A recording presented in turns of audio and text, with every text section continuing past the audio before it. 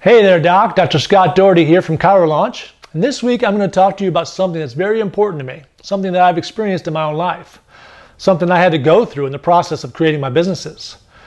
The idea for this Chiro Chalk Talk topic came from a book I read a while back called The War of Art by Steven Pressfield. Now, a lot of you have probably heard of the book The Art of War by Sun Tzu, but this is The War of Art, a little lesser known book, but very powerful. In this book, Pressfield breaks down the struggle that you have to go through when you create something. And it's something you have to be aware of because it can be the biggest roadblock to your success in your chiropractic business. The War of Art is geared towards authors, artists, musicians, etc. But as a business person, I found that it really spoke to me. Starting a business is very similar to creating a painting or writing a song. It's something that didn't exist before, but your vision and your will brought it to life. If you're a person who wants to do something in life, such as writing a book or writing a song, or in this case, starting a business or growing a business, whatever it may be, you're creating something from total darkness and you're bringing it to life.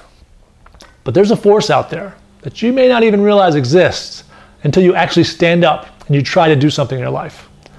Now in the book, Pressfield calls this force resistance. And this resistance is relentless. It will do anything to stop you. Now, you may not think this is true, but I challenge you to think back to the many times that you tried to accomplish something big. You got all excited about it, and then you never really got started on it. You remember what happened? Anytime you attempt to do something big, resistance rears its ugly head.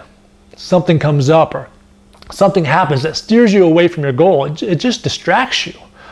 And there's going to be all kinds of things that are going to fight against you because there's this unseen power that just never gives up. A lot of times it's big things that this resistance brings in front of you. If you're married or you have kids, you know the many things that can come up and that can distract you.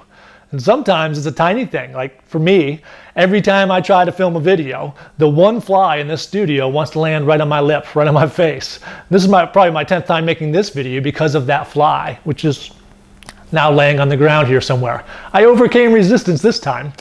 I've experienced this resistance multiple times in my life, both before I read the book, and now I'm even more aware of it since reading the book. I know my own journey in building my own chiropractic offices and then also starting this consulting business. And it's been heavy. It's made me feel tired at night. Resistance has made me feel discouraged.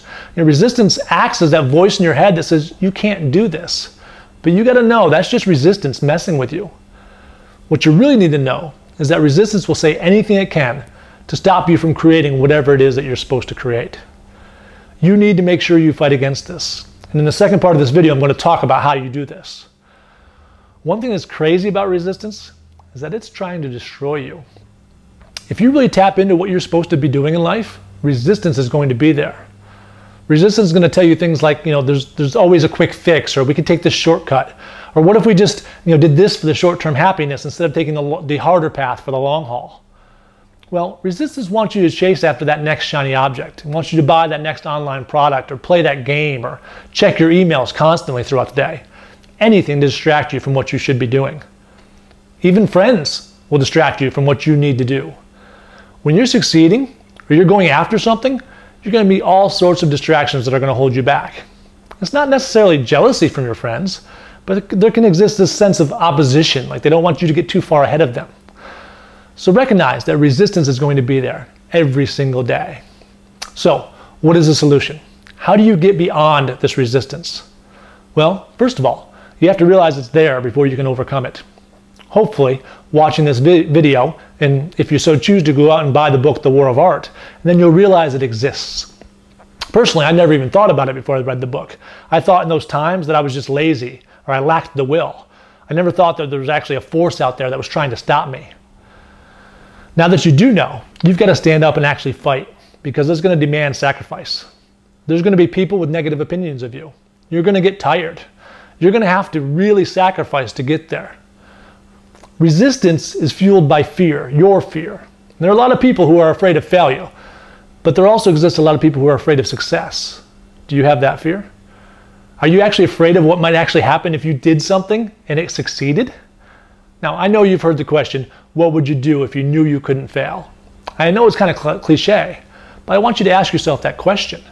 And whatever it may be, I have a feeling that in your heart, that's what you're called to do. but it also might be a big part of your resistance because you're afraid what would happen if you get it. I want to give you some advice on how to turn into a real pro. In the book, Steven Pressfield talks about turning pro, because at first you're really just an amateur.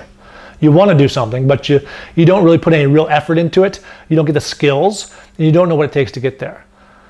So here are 4 steps to beat resistance and to become a true professional. Number 1 is admittance. You have to realize that there's a battle waging, and if you truly see that in your life, the resistance won't have as much power over you. Number 2, ignore the naysayers. When you start doing things, you start making changes, people are going to tell you stuff that will do you no good. When I started opening up my multiple offices, people always told me, that's not going to work. Why do you want to do that? Is this something that's really going to work for you? Well, don't listen to them. Just go for it. Number 3, get to work. Actually do something. Take some action. In Pressfield's book, he talks about the schedule that he follows every day, and I talk about it all the time as well. He gets up, he gets breakfast, he goes to his computer, and he writes for 4 to 6 hours. He doesn't check Facebook or email. He just works until he realizes he's tired and he's not being productive, and then he moves on. It's not about grinding. It's about being focused. It's about having a schedule and being a professional every day and taking the action that you need to take. And number 4, no distractions.